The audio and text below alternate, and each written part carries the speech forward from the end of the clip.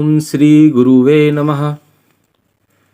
आज मैं आपको एक संत की प्रेरणादायक कथा सुनाऊंगा जो झुंझुनू के एक संत थी। ये उनकी सत्य घटना है।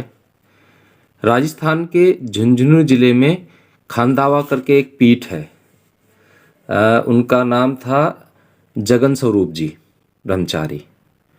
तो ये पीठ है और आज के समय भी उनका शरीर तो पूरा हो गया। उनके शिष्य हैं ब्रह्मचारी जी जो वहाँ की देखरेख करते हैं और वहाँ पर 400 से 500 गैयाँ हैं आज के समय में भी।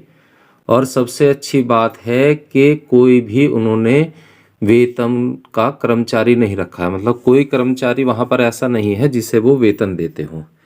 सारी गौ सेवा वो स्वयं ही करते हैं अकेले, और कुछ गांव के कभी कभी सहयोग कर देते हैं, पर वो सारी सेवा वो स्वयं ही करते हैं। कीर्तन भजन सब वो खुद ही करते हैं। तो ये जो उनके गुरुदेव थे जगन स्वरूप जी, उनकी कथा है। तो जगन स्वरूप जी जब वहाँ पर खंदावा में नहीं थे तो उनके जो गुरु थे वो गंगा घाट था, एक बुलंदशहर के पास में राम घाट करके, वो वहाँ पे रहते थे अपने गुरुदेव के पास में। और जो उनके गुरुदेव थे उनका संबंध था जगन्नाथपुरी के गोवर्धन पीठ से, जो कि जगत गुरु शंकराचार्य जी का है गोवर्धन पीठ। तो जगन्नाथपुरी के वो शिष्य थे, जगन्नाथपुरी के गोवर्धन पीठ के शिष्य थे उनके गुरु। तो वो रहा करते थे राम घाट पर। राम घाट पर कहीं कहीं आश्रम बने हुए थे और वहाँ पर नाम मात्र को भंडारा हुआ करते थे। पहले जो है इतने भंडारे वगैरह नहीं हुआ करते थे। मुश्किल से हो गया साल में 1, 2 या 4 भंडारे। तो वहाँ पर किसी संत के यहाँ पर किसी मोटे सेठ ने या मोटे भगत ने भंडारा करवाया। तो उनके पास भी चिट्ठी आई उनके गुरुदेव के पास। तो उन्होंने कहा वो जो है जगन स्वरूप जी ब्रह्मचारी की सेवा से अत्यंत प्रसन्न थे, तो बस और तो वो क्या दे सकते थे। तो उन्होंने कहा भाई मेरे शिष्य को अच्छा खाने को मिल जाए, अच्छा पहनने को मिल जाए, और क्या चाहिए। तो उन्होंने जगन स्वरूप को अपने पास बुलाया कि जगन स्वरूप ये चिट्ठी लो और आज तुम जाके खूब अच्छे से पाओ। ये जो है भंडारा है, इसमें जाओ और अच्छे से जीमो। वहाँ खीर पुआ मिलेंगे, चकाचक जीमना, और कंबल मिलेगा, एक कमंडल मिलेगा, और जो है दक्षिणा भी मिलेगी। जगन स्वरूप जी जो है वो थोड़ा सा हिचकिचाए। उन्होंने कहा कि गुरुदेव जो आज्ञा आपकी, आप जहाँ भी जाने कहोगे मैं चला जाऊँगा, पर इन चरणों को छोड़कर, यानी कि आपके चरणों को छोड़कर, ये जो मुझे ब्राह्मण कुल में शरीर मिला है और इसे मैं जो है मालपुआ खाने में और दक्षिणा में, कंबल में, इसमें व्यर्थ करूं तो ये मेरे लिए उपयोगी नहीं है। वैसे जैसा आप कहें। तो गुरुदेव उस बात से बहुत प्रसन्न हुए और उन्होंने वो चिट्ठी उनके हाथ से ले ली और दूसरे शिष्य को दे दी। नहीं तो आपको पता ही है साधु संतों को अब तो फिर भी बहुत अच्छा मिलता है। उस समय कहाँ कोई दे गया, कुछ तो दे गया, कभी आलू मिल गए, नहीं तो भूखे हैं जल पी कर ही अपना भजन कर रहे हैं। इस तरह से हर एक कोई चाहता था कि हमें भंडारे की चिट्ठी मिले, पर उन्होंने ऐसा नहीं किया। तो उनके गुरु ने उनको जगन स्वरूप जी को गले से लगा लिया और कहा बेटा कि तू अपने स्थान को वापस लौट जा, जहाँ तुम्हारा जन्म स्थान है, यानी कि झुंझुनू जिले में वहीं का उनका कोई सा गांव था, वहीं पे चला जा और वहीं पे तुझे सिद्धि प्राप्त होगी, वहीं पे तुझे भगवान के साक्षात्कार होंगे। तो वो जो आज्ञा गुरुदेव कहकर दंडवत होकर अपने झुंझुनू जिले में आ गए। वहाँ पर घोर जंगल था, आज भी जंगल है पर उस टाइम और भयंकर जंगल था। और वहाँ पर जाल वृक्ष के नीचे, राजस्थान में उसे जाल वृक्ष कहते हैं या पीलू का झाड़ कहते हैं, उसके नीचे आकर द्विअक्षर मंत्र का जाप, वासुदेव मंत्र जो होता है, गुरुदेव ने उन्हें द्विअक्षर मंत्र दे रखा था जिसका वो जाप करते थे। और वहाँ पे ना तो खाने पीने की व्यवस्था थी, ना कुछ और व्यवस्था थी। पास में एक कुआं था जो किसी ने काफ़ी पहले बनवा दिया था कि भाई जंगल में आते जाते लोग जिससे प्यासे ना मरे, तो वो जो है उसमें से पानी पी लेते और वहीं पे नहा धो लेते और जाल वृक्ष के पत्तों को खाकर और ये भूखे पेट रहकर अपना खूब भजन करते।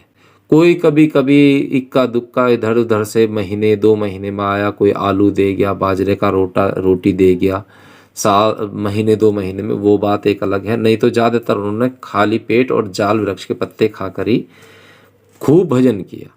और उन्होंने खूब भजन करने का ये परिणाम हुआ कि 6 से 8 महीने के भजन से ही भगवान स्वरूप चतुर्भुज रूप में उनके सामने आकर प्रकट हो गए। और जगन स्वरूप जी से कहा कि वत्स मांगो, बताओ तुम्हें क्या चाहिए।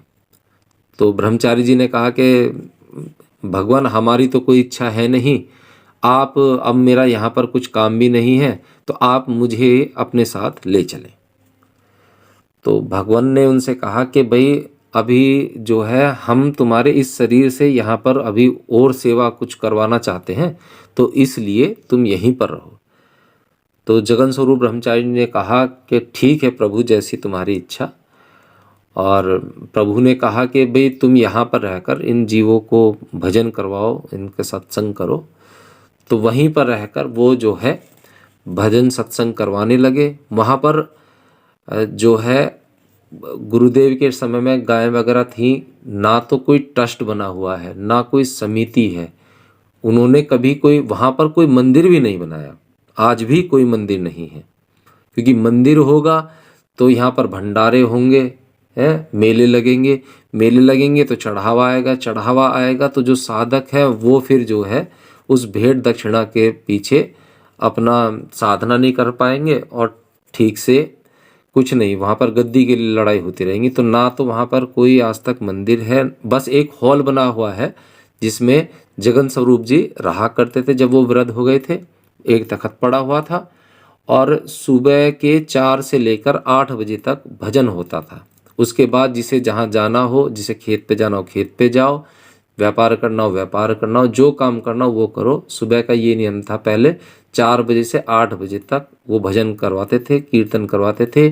श्री कृष्ण गोविंद हरे मुरारी, ये उनका भजन था। वहाँ चारों तरफ कहीं नहीं गए, वो किसी के पास नहीं गए, भिक्षावृत्ति करके जो कोई दे जाता उसे खा लेते, नहीं तो कोई बात नहीं।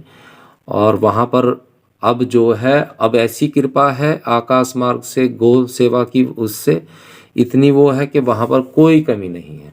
पर जो उनके शिष्य हैं इस समय, ब्रह्मचारी जी, नाम तो मुझे उनका ध्यान नहीं है, वो बिना किसी उसके आज भी वो नहीं मांगने जाते हैं, ना कुछ वहाँ पे ट्रस्ट है, ना समिति है, ना कमेटी है। ट्रस्ट समिति तो जब हो ना, जब कुछ पैसे का हिसाब रखना हो, वो तो कुछ है ही नहीं वहाँ पे, तो कोई वो नहीं। वो जो ब्रह्मचारी हैं वो तो फिर भी सत्संग करने के लिए कभी कभार किसी के घर पे चले जाते हैं, बहुत अच्छे संत हैं वो भी, पर बाकी और वो कहीं नहीं जाते, वहीं पर रहते हैं। और गुरुजी के समय में तो जो है पुरुष अंदर बैठ जाया करते थे हॉल में, और बाहर जो है स्त्रियां बैठ जाया करती थी, और बस 4 से 8 बजे तक का सत्संग होता था। पर अब तो अखंड 24 घंटे सत्संग होता है। दिन में स्त्रियां करती हैं खूब कीर्तन, और रात का जो जिम्मा है वो पुरुषों ने संभाल रखा है। तो इस तरह के हमारे संत हुए हैं जिनकी जीवनी देखकर जो है हमें भी थोड़ी बहुत प्रेरणा मिलती है। तो ऐसे जो है भक्तवत्सल भगवान की जय, बोलिए कन्हैया लाल की जय।